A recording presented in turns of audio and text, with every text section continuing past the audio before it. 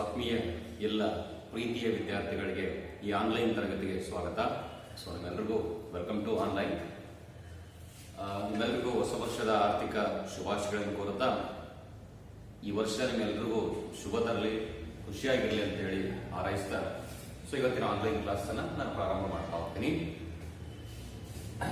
BCom third semester principles and practice of management, ನಿರ್ವಹಣೆಯ ಮೂಲ ತತ್ವಗಳನ್ನು ಒಂದು ಸಬ್ಜೆಕ್ಟ್ ಅಲ್ಲಿ ನಮಗೆ ಈಗ ಆಲ್ರೆಡಿ ನಾವು ಡಿಸ್ಕಸ್ ಮಾಡತಕ್ಕಂಥ ಟಾಪಿಕ್ ಚಾಪ್ಟರ್ 2 ಅಲ್ಲಿ ಪ್ಲಾನಿಂಗ್ ಅಂಡ್ ಆರ್ಗನೈಸಿಂಗ್ ಎರಡು ಸೇರಿ ಒಂದು ಟಾಪಿಕ್ ಇದೆ.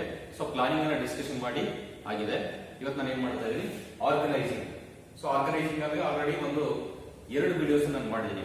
ಸೊ ಮೀನಿಂಗ್ ಅಂಡ್ ಕ್ಯಾರೆಕ್ಟರಿಸ್ಟಿಕ್ಸ್ ಒಂದು ವಿಡಿಯೋ ಮಾಡಿದ್ದೀನಿ, ಇಂಪಾರ್ಟೆನ್ಸ್ ಆಫ್ ಆರ್ಗನೈಸಿಂಗ್ ಒಂದು ವಿಡಿಯೋ ಮಾಡಿದ್ದೀನಿ. ಇವತ್ತು ಪ್ರಿನ್ಸಿಪಲ್ಸ್ ಆಫ್ ಆರ್ಗನೈಸಿಂಗ್, ಸಂಘಟನೆಯ ಮೂಲ ತತ್ವಗಳನ್ನು ಕೇಳ್ತಾರೆ. ಅಂದ್ರೆ ಇದು 15 ಮಾರ್ಕ್ಸ್ ಕೇಳ್ತಕ್ಕಂಥ ಒಂದು ಕ್ವಶನ್. ಸೊ 15 ಮಾರ್ಕ್ಸ್ ಕೇಳಿದ ಒಂದು ಕ್ವಶನ್ ಆಗಿರೋದ್ರಿಂದ ಸ್ವಲ್ಪ ಇದು ಇಂಪಾರ್ಟೆಂಟ್ ಆಗಿರೋದು. ಸೊ ಇಂಪಾರ್ಟೆಂಟ್ ಆಗಿರೋದ್ರಿಂದ ನಾವೇನ್ ಮಾಡೋಣ, ಇದನ್ನ 2 ವಿಡಿಯೋ ಅಂದ್ರೆ 2 ಕಾನ್ಸೆಪ್ಟ್ ಅಲ್ಲಿ ನಾವು ಕಲಿತಾ ಹೋಗೋಣ. ಇದರಲ್ಲಿ ಒಂದು ವಿಡಿಯೋದಲ್ಲಿ ಒಂದು 7 ಪಾಯಿಂಟ್, ಮತ್ತೊಂದು ವಿಡಿಯೋದಲ್ಲಿ ಮತ್ತೊಂದು 7 ಪಾಯಿಂಟ್ ಅನ್ನ ನಾವು ಕಲಿತಾ ಹೋಗೋಣ. ಯಾಕಂದ್ರೆ ಅಪ್ ಟು ನಿಮಗೆ ಕಾಲೇಜಲ್ಲಿ ಬಂದಾಗ ನಾನು ಒಂದ್ಸಾರಿ ರಿವಿಷನ್ ಕೂಡ ನಿಮಗೆ ಮಾಡ್ತಾ ಹೋಗ್ತೀನಿ. ಪ್ರಿನ್ಸಿಪಲ್ಸ್ ಆಫ್ ಆರ್ಗನೈಸೇಷನ್ಸ್, ಸಂಘಟನೆಯ ಮೂಲ ತತ್ವಗಳಲ್ಲಿ first unity of objectives. English ಅಲ್ಲಿ ಇದೆ, ಕನ್ನಡ ಟ್ರಾನ್ಸ್ಲೇಷನ್ ಮಾಡಿ ಹೇಳ್ತಾ ಹೋಗ್ತೀನಿ. ಅಂದ್ರೆ ಉದ್ದೇಶಗಳಲ್ಲಿ ಏಕತೆ ಅಂತ ಕರೀತಾ ಹೋಗ್ತೀನಿ. ಉದ್ದೇಶಗಳಲ್ಲಿ ಏಕತೆ, unity of objectives. So unity of objectives ಅಂದ್ರೆ every organisation must certain own objectives. ಪ್ರತಿಯೊಂದು ಸಂಘಟನೆಗೂ ತನ್ನದೇ ಆದ ಒಂದು ಉದ್ದೇಶಗಳನ್ನ ಇಟ್ಟುಕೊಂಡಿರುತ್ತೆ. Okay, organisation concentrate only that objectives. ಅಂದ್ರೆ ತಾನು ಇಟ್ಟುಕೊಂಡಿರುವಂತಹ ಒಂದು ಉದ್ದೇಶಗಳನ್ನ ಮಾತ್ರ ಅದು ಕಾನ್ಸಂಟ್ರೇಷನ್ ಮಾಡುತ್ತೆ. ಸಾಮಾನ್ಯವಾಗಿ ಉದ್ದೇಶಗಳು ಹೇಗಿರ್ತವೆ ಅಂತ ಕೇಳಿದ್ರೆ, ಸಾಮಾನ್ಯ ಆಬ್ಜೆಕ್ಟಿವ್ಸ್ ಕಾಮನ್ ಆಗಿ ದ ಪರ್ಪಸ್ ಆಫ್ ಆಬ್ಜೆಕ್ಟಿವ್ ಉದ್ದೇಶಗಳು ಏನಾಗಿರ್ತವೆ, ನಾವು ಮಾಡುವಂತ ಬಿಸಿನೆಸ್ ಅಲ್ಲಿ ಹೆಚ್ಚು ಲಾಭ ಗಳಿಸಬೇಕು, ಕಡಿಮೆ ಖರ್ಚು ಮಾಡಬೇಕು, minimise the cost, increase the production ಅಂತ ಹೇಳ್ತಾ ಹೋಗ್ತೀವಿ. ಅಂದ್ರೆ ಉದ್ದೇಶ ಇಷ್ಟೇ, ಕಡಿಮೆ ಖರ್ಚಿನಲ್ಲಿ ಅತ್ಯಂತ ಹೆಚ್ಚು ಲಾಭ ಮಾಡತಕ್ಕಂಥದ್ದು. ಓಕೆ, ಹಾಗೆ each and every departments have certain objectives. ಪ್ರತಿಯೊಂದು ವಿಭಾಗಕ್ಕೂ ಪ್ರತಿಯೊಂದು ಇಲಾಖೆಗಳಿಗೂ ಕೂಡ ತನ್ನದೇ ಆದ ಒಂದು ಸ್ವಂತ ಉದ್ದೇಶಗಳನ್ನು ಇಟ್ಕೊಂಡಿರುತ್ತೆ. ಆ ಉದ್ದೇಶಗಳು ಏನಾಗಿರ್ತವೆ ಅಂತ ಕೇಳಿದ್ರೆ, ನಿಮಗೆ ಒಂದು ಎಕ್ಸಾಂಪಲ್ ರೂಪದಲ್ಲಿ ಹೇಳ್ತೀನಿ. ಒಂದು ಬಿಸಿನೆಸ್, ಆ ಬಿಸಿನೆಸ್ ಅಲ್ಲಿ purchase department, sales department, financial department, manufacturing department, ಈ ತರ ಡಿಪಾರ್ಟ್ಮೆಂಟ್ ಗಳೆಲ್ಲ ಇರ್ತಾ ಹೋಗ್ತವೆ. ಸೊ ಡಿಪಾರ್ಟ್ಮೆಂಟಿನ ಉದ್ದೇಶ, ಫೈನಾನ್ಷಿಯಲ್ ಡಿಪಾರ್ಟ್ಮೆಂಟಿನ ಉದ್ದೇಶ ಏನು, ಎಷ್ಟು ರಿಕ್ವೈರ್ಡ್ ಫೈನಾನ್ಸ್ ಇದೆಯೋ ಅಷ್ಟನ್ನೇ ಯುಟಿಲೈಸ್ ಮಾಡಿಕೊಂಡು ಜಾಸ್ತಿ ಇನ್ಕಮ್ ಅನ್ನು ತೆಗೆದುಕೊಳ್ತಕ್ಕಂಥದ್ದು ಫೈನಾನ್ಷಿಯಲ್ ಡಿಪಾರ್ಟ್ಮೆಂಟ್ ಆಗಿದೆ. ಹಾಗೆ ಪರ್ಚೇಸ್ ಡಿಪಾರ್ಟ್ಮೆಂಟ್ ಏನು, ಎಷ್ಟು ಯುಟಿಲೈಸ್ ಆಗುತ್ತೆ ರಿಸೋರ್ಸ್, ಅಂದ್ರೆ ಎಷ್ಟು ನಾವು ಮ್ಯಾನುಫ್ಯಾಕ್ಚರ್ ಮಾಡೋದಕ್ಕೆ ರಾ ಮೆಟೀರಿಯಲ್ ಬೇಕೋ ಅಷ್ಟನ್ನ ಮಾತ್ರ ಖರೀದಿ ಮಾಡುತ್ತೆ, ಹೆಚ್ಚಿಗೆ ಖರೀದಿ ಮಾಡಲ್ಲ, ಅಂದ್ರೆ ಉದ್ದೇಶ. ಇನ್ನು ಸೇಲ್ಸ್ ಡಿಪಾರ್ಟ್ಮೆಂಟ್ ಈಗಿರುವಂತ ಪ್ರಾಡಕ್ಟ್ ಅನ್ನ ಹೆಚ್ಚು ಮಾರಾಟ ಮಾಡೋದಕ್ಕೆ ಉದ್ದೇಶ ಇಟ್ಕೊಂಡಿರುತ್ತೆ. ಹಾಗೆ manufacturing department, so per day ಎಷ್ಟು ಸಾಧನ ಅಷ್ಟು ಮ್ಯಾನುಫ್ಯಾಕ್ಚರ್ ಮಾಡಿ ಸ್ಟಾಕ್ ಇಡೋದಕ್ಕೆ, ಅವುಗಳನ್ನ ಸೇಲ್ಸ್ ಮಾಡೋದಕ್ಕೆ ಉದ್ದೇಶ ಇಟ್ಕೊಂಡಿರುತ್ತೆ. ಈ ತರ ಯೂನಿಟಿ ಆಫ್ ಆಬ್ಜೆಕ್ಟಿವ್ಸ್ ಅಂತ ಕರಿತೀವಿ. ಅಂದ್ರೆ ಸಂಘಟನೆಗೆ ಏಕರೂಪದ ಉದ್ದೇಶಗಳು ಸಾಕಷ್ಟು ಇದಾವೆ. ಸೊ ಇದೇ ರೀತಿಯ ಉದ್ದೇಶಗಳು ಹೊಂದಿರತಕ್ಕಂಥದ್ದು. ಅದರ ಮೇನ್ ಪ್ರಾಫಿಟ್, ಲಾಭ ಗಳಿಸುವುದು ಅಂತ ಹೇಳ್ತಾರೆ. Okay, second one principles of division of work and specialisations. ನಿರ್ವಹಣೆ, ಇದು ಶ್ರಮ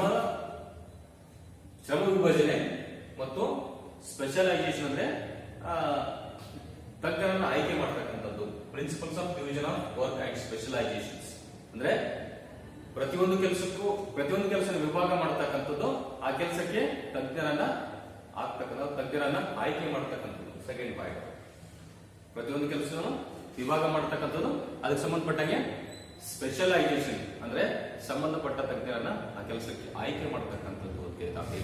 ಇಲ್ಲೇನು ಸಾಮಾನ್ಯವಾಗಿ the proper division of work organisation, that proper division of work ಅಂದ್ರೆ ಆ ಆರ್ಗನೈಸೇಷನ್ ಮುಂದೆ ಏನಾಗುತ್ತೆ, ಒಂದು ರೀತಿ ಪ್ರಾಪರ್ ಡಿವಿಷನ್ ಆಗ್ತಕ್ಕಂಥದ್ದು. ಡಿವಿಷನ್ ಅಂದ್ರೆ ಏನು, ಈ ವಿಭಾಗ ಮಾಡತಕ್ಕಂಥದ್ದು. ವಿಭಾಗ ಈಗ ಆಲ್ರೆಡಿ ಜಸ್ಟ್ ಈಗ ಒಂದು ಪಾಯಿಂಟ್ಸ್ ಅಲ್ಲಿ ಹೇಳಿದೆ, ಯೂನಿಟಿ ಆಫ್ ಆಬ್ಜೆಕ್ಟಿವ್ಸ್ ಅಲ್ಲಿ ಹೇಳಿದೆ. ಏನ್ ಹೇಳಿದೆ, ಒಂದು ಆರ್ಗನೈಸೇಷನ್ ಒಂದು ಕಂಪನಿ ದೊಡ್ಡದಿದೆ, ಆ ಕಂಪನಿಯಿಂದ ಸಾಕಷ್ಟು ಡಿಪಾರ್ಟ್ಮೆಂಟ್ಗಳಿದಾವೆ. ಆ ಡಿಪಾರ್ಟ್ಮೆಂಟ್ಗಳನ್ನ ನಾವೀವಿ ಡಿವಿಷನ್ ಆಫ್ ವರ್ಕ್ ಅಂತ. ಕಂಪನಿ ಕೆಲಸ ಒಂದೇ, ಲಾಭ ಗಳಿಸೋದು. ಆದ್ರೆ ಆ ಲಾಭ ಗಳಿಸೋದಕ್ಕೆ ಸಾಕಷ್ಟು ರೀತಿಯ ಕೆಲಸಗಳನ್ನು ಡಿವೈಡ್ ಮಾಡ್ತೀವಿ. ಪರ್ಚೇಸ್ ಮಾಡ್ತಕ್ಕಂಥವ್ರು ಬೇರೆ, ಸೇಲ್ಸ್ ಮಾಡ್ತಕ್ಕಂಥವ್ರು ಬೇರೆ, ಫೈನಾನ್ಷಿಯಲ್ ಅಕೌಂಟೆನ್ಸಿ ಮೇಂಟೈನ್ ಮಾಡ್ತಕ್ಕಂಥವ್ರು ಬೇರೆ, ಸಾಮಾನ್ಯವಾಗಿ ಲೇಬರ್ಸ್ ಡಿಪಾರ್ಟ್ಮೆಂಟ್ ಬೇರೆ, ಮ್ಯಾನುಫ್ಯಾಕ್ಚರಿಂಗ್ ಡಿಪಾರ್ಟ್ಮೆಂಟ್ ಬೇರೆ. ಈ ತರ ಯೂನಿಟಿ ಆಫ್ ಅಂದ್ರೆ ಸಾರಿ ಡಿವಿಷನ್ ಆಫ್ ಲೇಬರ್ ಅಂದ್ರೆ ಈ ಕೆಲಸಗಾರನ ಆ ಕೆಲಸಗಳಿಗೆ ತಕ್ಕಂತೆ ವಿಭಾಗ ಮಾಡತಕ್ಕಂಥದ್ದು. ಇನ್ನು ಸೆಕೆಂಡ್ ಒನ್ ಸ್ಪೆಷಲೈಸೇಷನ್.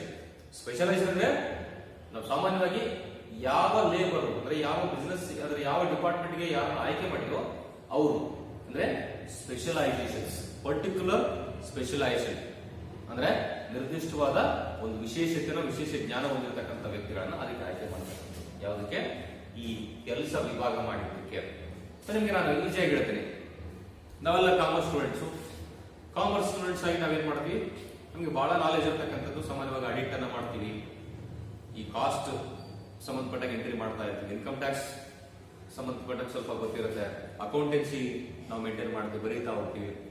ಸೊ ನಮ್ಗೆ ಸಾಮಾನ್ಯವಾಗಿ ಅಂತ ಡಿಪಾರ್ಟ್ಮೆಂಟ್ಗಳೇ ನಮಗೆ ಸಿಗ್ತಕ್ಕಂಥದ್ದು. ಅಂತ ಡಿಪಾರ್ಟ್ಮೆಂಟ್ಗಳೇ ಸಿಕ್ಕಾಗ ನಾವೇನ್ ಮಾಡ್ತೀವಿ, ಚೆನ್ನಾಗಿ ಕೆಲಸ ಮಾಡ್ತೀವಿ. ಅಂದ್ರೆ ನಾವು ಸ್ಪೆಷಲೈಸ್ ಯಾವ್ದ್ರಲ್ಲಿ? ಕಾಮರ್ಸ್ ಅಲ್ಲಿ, ಕಾಮರ್ಸ್ ಡಿಪಾರ್ಟ್ಮೆಂಟ್, ಕಮರ್ಷಿಯಲ್ ಡಿಪಾರ್ಟ್ಮೆಂಟ್ ಅಲ್ಲಿ ನಾವು ಸ್ಪೆಷಲೈಸೇಷನ್ ಇದೀವಿ.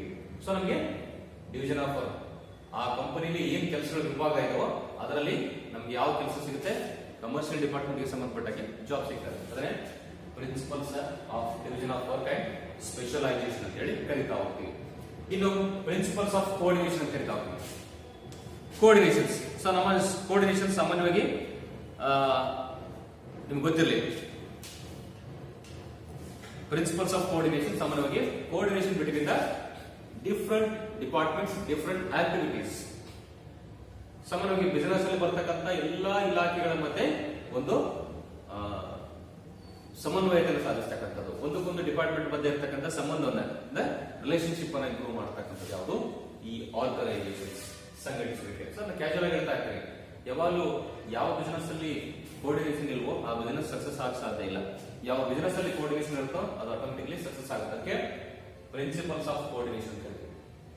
ಇಲ್ಲಿ ಪ್ರಿನ್ಸಿಪಲ್ಸ್ ಆಫ್ ಕೋಆರ್ಡಿನೇಷನ್ ಅಂದ್ರೆ ಸಾಮಾನ್ಯವಾಗಿ ಒಂದು ಬಿಸಿನೆಸ್ ಡೆವಲಪ್ ಆಗೋದಕ್ಕೆ ಅಲ್ಲಿ ಬಹಳ important coordination. It's a coordination between the different departments, different activities, different programmes, like different work. ಅಂದ್ರೆ ಸಾಮಾನ್ಯವಾಗಿ ಪ್ರತಿಯೊಂದು ಕೆಲಸದಲ್ಲೂ, ಪ್ರತಿಯೊಂದು ವಿಭಾಗದಲ್ಲೂ, ಪ್ರತಿಯೊಂದು ಚಟುವಟಿಕೆಗಳಲ್ಲೂ ಸಮನ್ವಯತೆ ಬೇಕು. ಅದು ಸಂಘಟನೆಯಲ್ಲಿ ಕಂಡು ಬರತಕ್ಕಂಥದ್ದು. ಸಂಘಟನೆ ಇನ್ನೊಂದು ತತ್ವ ಏನು? ಈ ಸಂಘಟನೆ ಎಲ್ಲಾ ವಿಭಾಗಗಳಲ್ಲಿ ನಾವೇನ್ ಮಾಡೋದು, ಸಮನ್ವಯತೆಯನ್ನ ಸಾಧಿಸತಕ್ಕಂಥದ್ದು. ಓಕೆ. ಇನ್ನು ನೆಕ್ಸ್ಟ್ ಅಂದ್ರೆ principles of authority and responsibility ಅಂತ ಹೇಳ್ತೀವಿ. So principles of authority and responsibility. So principles of authority and responsibility ಅಂದ್ರೆ ಏನು ಅಂತ ನೋಡ್ತಾ ಹೋದ್ರೆ, ಸೊ ಇದು ಸಾಮಾನ್ಯವಾಗಿ ದ ಪ್ರಾಪರ್ಲಿ ನೋಡ್ಕೊಂಡಾಗ, ಈಸಿಯಾಗಿ ಅಂಡರ್ಸ್ಟ್ಯಾಂಡ್ ಮಾಡ್ಕೊಂಡಾಗ, organisation authority and responsibility both are equal, ಎರಡು ಸಮನಾಗಿರ್ತಕ್ಕಂಥವು. ಇಲ್ಲಿ ಯಾವ ಡಿಪಾರ್ಟ್ಮೆಂಟ್ಗೆ, ಯಾವ ಇಲಾಖೆಗಳಿಗೆ ನಾವು ಅಧಿಕಾರ ಕೊಡ್ತೀವೋ ಅಷ್ಟೇ ಅದಕ್ಕೆ ರೆಸ್ಪಾನ್ಸಿಬಿಲಿಟಿ ಇರುತ್ತೆ, ಅಷ್ಟೇ ಅದಕ್ಕೆ ಹೊಣೆಗಾರಿಕೆಯನ್ನು ತೋರಿಸ್ತಕ್ಕಂಥದ್ದು. ಹಾಗಾಗಿ ಇಲ್ಲಿ authority and responsibility both are equal ಅಂತ ಹೇಳ್ತಾ ಹೋಗ್ತೀವಿ. ಇಲ್ಲಿ ಹೆಚ್ಚು ಅಥಾರಿಟಿ ಕೊಟ್ಟಷ್ಟು ಹೆಚ್ಚು ರೆಸ್ಪಾನ್ಸಿಬಿಲಿಟಿ ಜಾಸ್ತಿ ಆಗ್ತಕ್ಕಂಥದ್ದು. ಉದಾಹರಣೆ ನಿಮ್ಗೆ ಆಲ್ರೆಡಿ ಒಬ್ಬ ಫೈನಾನ್ಷಿಯಲ್ ಡಿಪಾರ್ಟ್ಮೆಂಟ್ ವರ್ಕ್, ಅವರಿಗೆ ಅಥಾರಿಟಿ ಜಾಸ್ತಿ ಇರುತ್ತೆ, ಅಧಿಕಾರ ಕೊಟ್ಟಿರ್ತೀವಿ. ಅವನು ಎಲ್ಲಾ ಡಿಪಾರ್ಟ್ಮೆಂಟ್ಗಳಲ್ಲೂ ಎಷ್ಟೆಷ್ಟು ಹಣಕಾಸು ಇನ್ವೆಸ್ಟ್ ಮಾಡಬೇಕು, ಯಾವ ರೀತಿ ಅಕೌಂಟ್ಸ್ ಅನ್ನು ಮೇಂಟೈನ್ ಮಾಡಬೇಕು ಅನ್ನೋದು ಅವರಿಗೆ ಅಥಾರಿಟಿ, ಅಧಿಕಾರ ಇರುತ್ತೆ. Okay, financial departments. ಹಾಗೆ ಆ ಎಲ್ಲ ಅಕೌಂಟ್ಸ್ ಅನ್ನ ಮೇಂಟೈನ್ ಮಾಡೋದು ಕೂಡ, ಅದರ ರಿಪೋರ್ಟ್ ಅನ್ನು ಸಬ್ಮಿಟ್ ಮಾಡೋದು ಕೂಡ ಈ ರೆಸ್ಪಾನ್ಸಿಬಿಲಿಟಿ ಆಗಿರುತ್ತೆ, ಯಾವುದು? ಅಕೌಂಟೆಂಟ್. ಹಾಗೆ ಪರ್ಚೇಸ್ ಡಿಪಾರ್ಟ್ಮೆಂಟಿನ ವರ್ಕ್ ಏನು? ರಾ ಮೆಟೀರಿಯಲ್ ಪರ್ಚೇಸ್ ಮಾಡಬೇಕು, ಎಷ್ಟು ಯುಟಿಲೈಸ್ ಆಗಿದೆ ನೋಡ್ಕೋಬೇಕು. ಅದೇ ರೀತಿ ಮತ್ತೆ monthly, weekly, day wise, okay, ಪ್ರತಿ ದಿವಸ ಅಥವಾ ವಾರದಲ್ಲಿ ಒಂದ್ಸರಿ ಏನ್ ಮಾಡಬಹುದು, ಅವುಗಳನ್ನ ಪರ್ಚೇಸ್ ಮಾಡಬೇಕು, ರಾ ಮೆಟೀರಿಯಲ್. ಸೊ ಮ್ಯಾನುಫ್ಯಾಕ್ಚರಿಂಗ್ ಡಿಪಾರ್ಟ್ಮೆಂಟ್ಗೆ ಕಳಿಸ್ತಕ್ಕಂಥದ್ದು. ಸೊ ಮ್ಯಾನುಫ್ಯಾಕ್ಚರಿಂಗ್ ಡಿಪಾರ್ಟ್ಮೆಂಟಿನ ಅಧಿಕಾರ ಏನು? ಇವತ್ತು ಎಷ್ಟು ಬಂದಿದೆಯೋ ಅಷ್ಟು ಮ್ಯಾನುಫ್ಯಾಕ್ಚರ್ ಮಾಡ್ತಕ್ಕಂಥ ಅಧಿಕಾರ. ಮ್ಯಾನುಫ್ಯಾಕ್ಚರ್ ಡಿಪಾರ್ಟ್ಮೆಂಟ್ ಅಲ್ಲಿ ರಾ ಮೆಟೀರಿಯಲ್ ಎಷ್ಟು ಬೇಕೋ ಅಷ್ಟು ತೆಗೆದುಕೊಳ್ತಕ್ಕಂಥದ್ದು ಅಧಿಕಾರ ಇದೆ. ಅದನ್ನು ಮ್ಯಾನುಫ್ಯಾಕ್ಚರ್ ಮಾಡಿ ಫಿನಿಶ್ಡ್ ಗುಡ್ಸ್ ಆಗಿ ಸೇಲ್ಸ್ ಡಿಪಾರ್ಟ್ಮೆಂಟ್ ಕೊಡುವಂತ ರೆಸ್ಪಾನ್ಸಿಬಿಲಿಟಿ ಇರುತ್ತೆ. ಹಾಗೆ ಸೇಲ್ಸ್ ಡಿಪಾರ್ಟ್ಮೆಂಟ್ ಅಷ್ಟೇ, ಬಂದಿರುವಂತ ಐಟಮ್ಗಳನ್ನ ಮಾರ್ಕೆಟಿಗೆ ಹೋಗಿ ಸೇಲ್ ಮಾಡಿ ಮಾರುಕಟ್ಟೆಯಲ್ಲಿ ಹೇಗಾದ್ರೂ ಮಾಡಿ ಅವ್ರ ಬಿಸಿನೆಸ್ ಅನ್ನ ಇಂಪ್ರೂವ್ ಮಾಡ್ತಕ್ಕಂಥದ್ದು ಅಥವಾ ಲಾಭ ಮಾಡತಕ್ಕಂಥದ್ದು, ಕಸ್ಟಮರ್ಗೆ ಗೂಡ್ಸ್ ಅನ್ನು ತಲುಪಿಸ್ತಕ್ಕಂಥದ್ದು ಅವ್ರ ರೆಸ್ಪಾನ್ಸಿಬಿಲಿಟಿ. ಹಾಗಾಗಿ ಇಲ್ಲಿ ಅಥಾರಿಟಿನೂ ಇರುತ್ತೆ, ರೆಸ್ಪಾನ್ಸಿಬಿಲಿಟಿ ಇರುತ್ತೆ. ಮಾರುವಂತ ಅಧಿಕಾರ ಇದೆ, ಹಾಗೆ ಆ ಮಾರಿದಕ್ಕೆ ಎಷ್ಟು ಸೇಲ್ಸ್ ಆಗಿದೆ ಅನ್ನೋದನ್ನ ರಿಪೋರ್ಟ್ ಕೊಡ್ತಕ್ಕಂಥ ರೆಸ್ಪಾನ್ಸಿಬಿಲಿಟಿ ಹೊಣೆಗಾರಿಕೆ ಕೂಡ ಯಾರಿಗಿದೆ, ಅಲ್ಲಿರ್ತಕ್ಕಂಥ ವರ್ಕರ್ಸ್ ಇದೆ. ಪ್ರಿನ್ಸಿಪಲ್ಸ್ ಆಫ್ ಆರ್ಗನೈಸೇಷನ್ ಬರ್ತದೆ. ಅಧಿಕಾರ ಮತ್ತು ಹೊಣೆಗಾರಿಕೆ ಎರಡೂ ಸಮನಾಗಿರ್ತಕ್ಕಂಥದ್ದು. ಇನ್ನು ಸ್ಕ್ಯಾಲರ್ ಪ್ರಿನ್ಸಿಪಲ್ ಅಂತ ಹೇಳ್ತೀವಿ. ಸ್ಕ್ಯಾಲರ್ ಪ್ರಿನ್ಸಿಪಲ್ ಅಂದ್ರೆ ಏನು? ಸ್ಕ್ಯಾಲರ್ ಪ್ರಿನ್ಸಿಪಲ್ ಸಾಮಾನ್ಯವಾಗಿ it's a chain of command ಅಂತ ಹೇಳ್ತಾರೆ. ಚೈನ್ ಆಫ್ ಕಮಾಂಡ್ ಅಂದ್ರೆ ನಿಮಗೆ PUC ಸೆಕೆಂಡ್ PUC ಅಲ್ಲಿ ಕೂಡ ಓದಿರ್ತೀವಿ. ಯಾವಾಗಲೂ ಆರ್ಗನೈಸೇಷನ್ಸ್ ಅಲ್ಲಿ ಸ್ಕ್ಯಾಲರ್ ಚೈನ್ ಅಂತ ಹೇಳ್ತೀವಿ ಅಥವಾ ಸ್ಕ್ಯಾಲರ್ ಪ್ರಿನ್ಸಿಪಲ್ ಅಂತ ಹೇಳ್ತಾರೆ. ಶ್ರೇಣೀಕೃತ ತತ್ವ ಅಂತ ಹೇಳ್ತಾರೆ. ಶ್ರೇಣೀಕೃತ ತತ್ವ ಅಂದ್ರೆ ಏನು? ಇಟ್ಸ್ ನಾವು ಮ್ಯಾನೇಜ್ಮೆಂಟ್ ಅನ್ನ ಸರಣಿ ರೂಪದಲ್ಲಿ ಲೆಕ್ಕ ಮಾಡ್ತಾ ಹೋಗ್ತೀವಿ. Scalar chain scalar principles are highest to lowest management ಅಂತ ಹೇಳ್ತೀವಿ. ಅಂದ್ರೆ ಇದು ನಿರ್ವಹಣೆ ಶ್ರೇಣೀಕೃತ ತತ್ವ ಅಂದ್ರೆ ಏನು? ಮೇಲಂತದಿಂದ ಕೆಳಂತದವರೆಗೂ ಕಂಡುಬಂತ ನಿರ್ವಹಣೆಯನ್ನು ನಾವೇನ್ರಿ ಸ್ಕ್ಯಾಲರ್ ಪ್ರಿನ್ಸಿಪಲ್ ಅಂತ ಕರಿತಾ ಹೋಗ್ತೀವಿ. ಸೊ ಇಲ್ಲಿ ಸ್ಕ್ಯಾಲರ್ ಪ್ರಿನ್ಸಿಪಲ್ ಅಂದ್ರೆ ನೆನ್ಪಿಟ್ಕೊಂಡ್ರಿ, ಮೇಲಂತದಿಂದ ಮಧ್ಯಮಂತದಿಂದ ಕೆಳಂತದವರೆಗೂ ಈ ಚೈನ್ ಸಿಸ್ಟಮ್ ಅಲ್ಲಿ ನಾವು ನೋಡ್ತಾ ಹೋಗ್ತೀವಲ್ಲ, ಇದನ್ನ ಸ್ಕ್ಯಾಲರ್ ಚೈನ್ ಅಂತ ಹೇಳ್ತೀವಿ. ಈ ಯೂನಿಟಿ ಆಫ್ ಕಮಾಂಡ್ ಅಂತ ಕರಿತಾ ಹೋಗ್ತೀವಿ. ಅಂದ್ರೆ ಯಾರು ಯಾರನ್ನ ಕಂಟ್ರೋಲ್ ಮಾಡ್ತಾರೆ, ನಿಯಂತ್ರಣ ಮಾಡ್ತಾರೆ ಅನ್ನೋದು ಇಲ್ಲಿ ಕೊಡ್ತಕ್ಕಂಥದ್ದು. ಸೊ ಇದು ಪ್ರಿನ್ಸಿಪಲ್ಸ್ ಆಫ್ ಆರ್ಗನೈಸಿಂಗ್ ಅಲ್ಲಿ ಬರ್ತಕ್ಕಂಥದ್ದು. ಓಕೆ, ನೆಕ್ಸ್ಟ್ 6 to 7 ನೋಡ್ತಾ ಹೋಗೋಣ. Principles of 6.1 principles of unity of command. ಏಕರೂಪದ ಆಜ್ಞೆ ಅಂತ ಕರಿತಾ ಹೋಗ್ತೀವಿ. Unity of command. So unity of command ಅಂದ್ರೆ instruction should be only one person. ಅಂದ್ರೆ ಇಲ್ಲಿ ಆದೇಶಗಳನ್ನ ಅಥವಾ ಆರ್ಡರ್ ಅನ್ನ ಪಾಸ್ ಮಾಡತಕ್ಕಂಥ ವ್ಯಕ್ತಿ ಒಬ್ಬನೇ ಆಗಿರ್ತಾನೆ. ಓನ್ಲಿ ಒನ್ ಸುಪೀರಿಯರ್ ಆರ್ಡರ್ ಅಂದ್ರೆ ಓನ್ಲಿ ಒಬ್ಬ ವ್ಯಕ್ತಿ ಮಾತ್ರ ಏನ್ ಮಾಡ್ತಾನೆ ಇಲ್ಲಿ ಕೆಳಗಿನ ಅಧಿಕಾರಿಗಳಿಗೆ, ತನ್ನ ಅಧೀನ ಕೆಲಸಗಾರರಿಗೆ ಆದೇಶಗಳನ್ನು ಕಳಿಸ್ತಕ್ಕಂಥದ್ದು ಇಲ್ಲಿ ಯೂನಿಟಿ ಆಫ್ ಕಮಾಂಡ್ ಅಂತ ಹೇಳಿ ಕರಿತಾ ಹೋಗ್ತೀವಿ. ಸೊ ಅಂದ್ರೆ ಮೇಲಂತದಿಂದ ನೇರವಾಗಿ ಕೆಳಂತದವರೆಗೂ ಒಂದೇ ಮಾರ್ಗದಲ್ಲಿ ಒಬ್ಬನೇ ವ್ಯಕ್ತಿಯಿಂದ ಆದೇಶ ಬಂದ್ರೆ ಅದನ್ನ ಯೂನಿಟಿ ಆಫ್ ಕಮಾಂಡ್, ಏಕರೂಪದ ಆಜ್ಞೆ ಅಂತ ಹೇಳ್ತಾ ಹೋಗ್ತೀವಿ. ಓಕೆ, ಇದು ಕ್ಯಾಶುವಲಿ ನೆನ್ಪಿಟ್ಕೊಳ್ತಾ ಹೋಗ್ರಿ. ಇನ್ನು unity of directions. Okay, unity of directions only ಏಕರೂಪದ ನಿರ್ದೇಶನ ಅಂತ ಹೇಳ್ತೀವಿ. ನಿರ್ದೇಶನ ಅಂದ್ರೆ ಏನು? Only one direction or one plan to. ಅಂದ್ರೆ ಒಂದೇ ಒಂದು ಯೋಜನೆಯಿಂದ ಅಥವಾ ಒಂದೇ ಒಂದು ಉದ್ದೇಶದಿಂದ ಇಲ್ಲಿ ಆದೇಶ ಬರ್ತಕ್ಕಂಥದ್ದು. ಅಂದ್ರೆ ಸಾಮಾನ್ಯವಾಗಿ ನಿರ್ದಿಷ್ಟ ಉದ್ದೇಶಗಳಾದ ಮೇಲೆ ಒಂದು ನಿರ್ದೇಶನ ಕೊಡ್ತಾ ಇದ್ದೀವಿ. ಅಂದ್ರೆ ಕಂಪನಿ ಪ್ರಾಫಿಟ್ ಮಾಡಬೇಕು, ನಾವು ಇಷ್ಟು ಲಾಭ ಈ ವರ್ಷ ನಾವು ಗಳಿಸಲೇಬೇಕು ಅಂತ ಹೇಳಿ ಏನಾದ್ರು ಆದೇಶ ಬಂದ್ರೆ ಅದನ್ನ ಡೈರೆಕ್ಷನ್ ಅಂತ ಹೇಳ್ತೀವಿ. ಯಾರೋ ಒಬ್ಬ ವ್ಯಕ್ತಿ ಬಂದು ನಾವು ಸೇಲ್ಸ್ ಇನ್ಕ್ರೀಸ್ ಮಾಡಬೇಕು, ಪರ್ಚೇಸ್ ಇನ್ಕ್ರೀಸ್ ಮಾಡಬೇಕು, ಸಪರೇಟ್ ಡಿಪಾರ್ಟ್ಮೆಂಟ್ ವೈಸ್ ಹೇಳ್ತಾ ಹೋದಾಗ ಅದು ಯೂನಿಟಿ ಆಫ್ ಕಮಾಂಡ್ ಆಗುತ್ತೆ. ಅಂದ್ರೆ ಇಂಡಿವಿಜುವಲ್ ಅಥಾರಿಟಿ ಇದ್ರೆ ಅದು ಕಮಾಂಡ್ ಆಗುತ್ತೆ. ಇಡೀ ಕಂಪನಿಯ ಹೋಲ್ ಅಂಡ್ ಸೋಲ್ ಅಂದ್ರೆ ಎಲ್ಲಾ ಕಂಪನಿಯ ಒಂದು ಕಂಪನಿಯ ಎಲ್ಲಾ ರೀತಿಯ ಚಟುವಟಿಕೆಗೆ ಒಂದೇ ನಿರ್ದೇಶನ ಇತ್ತಂದ್ರೆ ಅದು ಡೈರೆಕ್ಷನ್ ಅಂತ ಹೇಳ್ತಾ ಹೋಗ್ತೀವಿ. ಸಾಮಾನ್ಯವಾಗಿ ಒಂದು ಎಕ್ಸಾಂಪಲ್ ಕೂಡ ಹೇಳ್ತಾ ಹೋಗ್ತೀವಿ.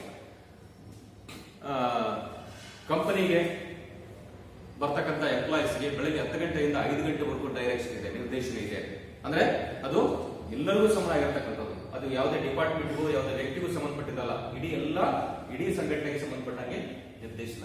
ಅದೇ ಒಬ್ಬ ವ್ಯಕ್ತಿ ಪರ್ ಡೇ ಇಷ್ಟೇ ಸೇಲ್ಸ್ ಮಾಡಬೇಕು, ಇಷ್ಟೇ ಪರ್ ಡೇ ಇಷ್ಟೇ ನೀವು ಮ್ಯಾನುಫ್ಯಾಕ್ಚರ್ ಮಾಡಬೇಕಂತ ಕಂಡೀಷನ್ ಮಾಡಿದಾಗ ಅದು ಕಮಾಂಡ್ ಆಗುತ್ತೆ, ನಿಯಂತ್ರಣ ಆಗುತ್ತೆ, ಆದೇಶ ಒಬ್ಬಂದೇ ಆಗುತ್ತೆ, ಇಡೀ ಕಂಪನಿಗೆ ಬರ್ತಕ್ಕಂಥದ್ದು. ಸೊ ಇವೆರಡು ಸ್ವಲ್ಪ ಗಮನ ಇಟ್ಟು ಮಾಡ್ತಾ ಹೋಗಿ.